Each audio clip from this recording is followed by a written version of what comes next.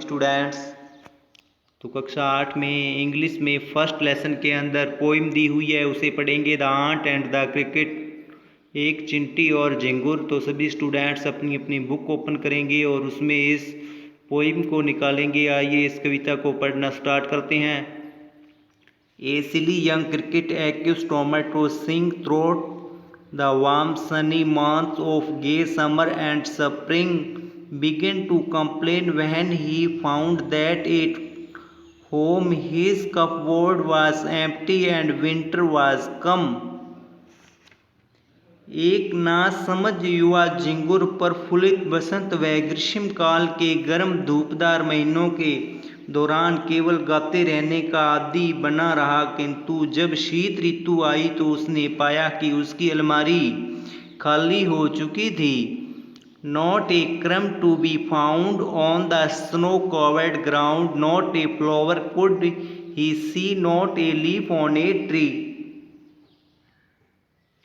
बर्फ से जमीन पर भी खाने को एक टुकड़ा भी नहीं था, उसे वृक्ष पर कोई फूल भी दिखाई नहीं दिया और न ही एक पत्ता भी। तब झिंगुर शिकायत करने लगता है और कहता है कि अरे अब मेरा क्या होगा।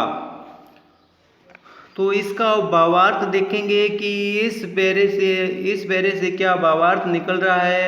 मनुष्य को अच्छे समय को केवल मौज मस्ती में ही व्यतीत नहीं कर देना चाहिए। ऐसा करने पर उसके समस्त धन का अपव्यय हो जाता है और वह खाली हो जाता है। जब कष्ट आता है तब उसे महसूस होता है कि उसके पास धन रूपी सहारा या सामर्थ्य नहीं है, तो उसके पास पछताने के अतिरिक्त कोई विकल्प नहीं रहा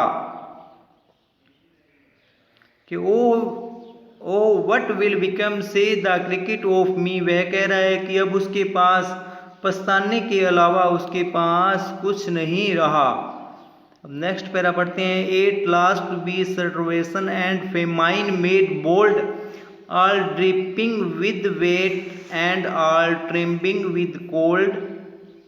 Away he set off to a miserly aunt to see if to keep him alive, alive का तो होता है जीवित, he would grant him shelter from rain and a mouthful of grain.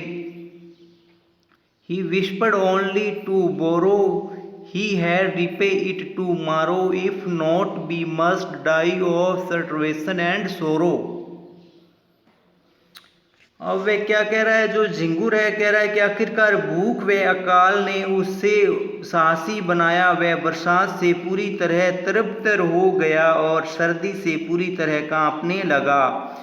फिर भी वह एक कंजूस चिंटी से मिलने रवाना हुआ ताकि उसे झिंगुर को अर्थात जीवित रखने के लिए वह चिंटी उसे बरसात में शरण प्रदान कर दे और खाने को मुँह भर दाने दे दे। यह भी उसने उधार चाहा, अर्थात जो क्या है झिंगुर जानवर था वह चिंटी से खाने के लिए और रहने के लिए कुछ मांग रहा था। यह भी उसने झिंगुर से उधार चाहा। वह इस शरण को केवल वापस कर देगा यदि चिंटी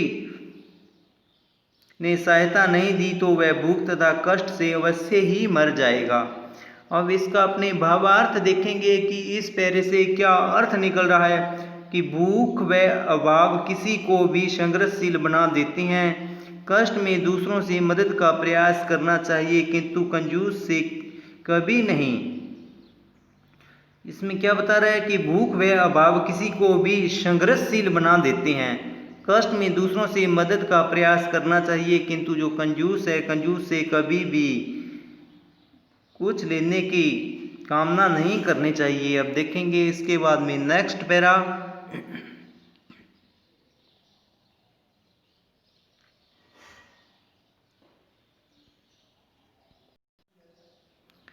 Says the aunt to the cricket, I am your servant and friend, but we aunts never borrow, we aunts never lend. But tell me, dear cricket, did you lay nothing by when the weather was warm? Quoth the cricket, no I.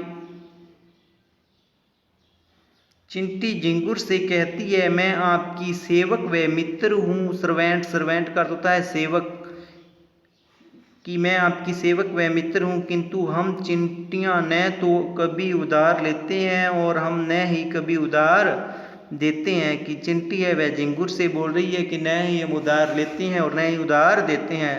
किंतु प्रिय झिंगुर, मुझे यह बताएं कि जब मौसम गर्म था तब आपने क्या कुछ बचाकर नहीं रखा? झिंगुर ने कहा, मैंने बचाकर नहीं रखा। मेरा हृदय इतना हल्का था कि मैंने दिन और रात गाता ही रहा, क्योंकि सारी प्रकृति मुझे हर्षित दिखाई दी। आप गाते ही रहें श्रीमान, आप ऐसा ही कह रहे हैं ना, तो अब भी जाओ, चिंटी ने कहा, और नाच नाच कर सर्दी को दूर भगाओ।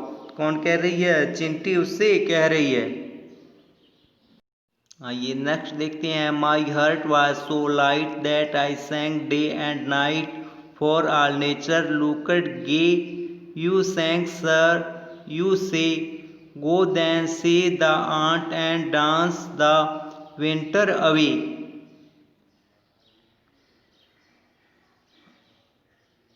अब चिंटी उसको कह रही कि आप गाते ही रहे श्रीमान, आप ऐसा ही कह रही है ना, तो अब भी जाओ, चिंटी ने कहा, और नाच नाच कर सर्दी को दूर भगा दो। Thus ending, he hastily lifted the wicket and out of the door turned the poor little cricket. Folks call this a fable. I shall warrant it true. Some crickets have 4 legs and some have 2. इस प्रकार अंत कर उसने शीघ्रता से छोटा दरवाजा उठाया और बेचारे छोटे से झिंगुर को दरवाजे के बाहर कर दिया।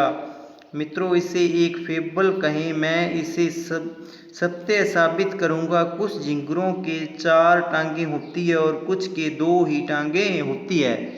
अब देखिए इससे भावार्थ क्या निकल रहा है कि ऐसे बहुत से लोग होते हैं जो वर्तमान की खुशी में भविष्य की चिंता नहीं करते हैं, अर्थात जो वर्तमान के अंदर क्या है खुशी चल रही है, उसकी वर्तमान में जो खुशी चल रही है उसकी चिंता नहीं करते हैं और लापरवाह बने रहते हैं। साथ ही निर्बल निर्धन की कोई सहायता नहीं करता बल्कि उपवास करते हैं। अतः हमें अपने को ही सामर्थ्यवान बनाना चाहिए ताकि मांगना ही न पड़े।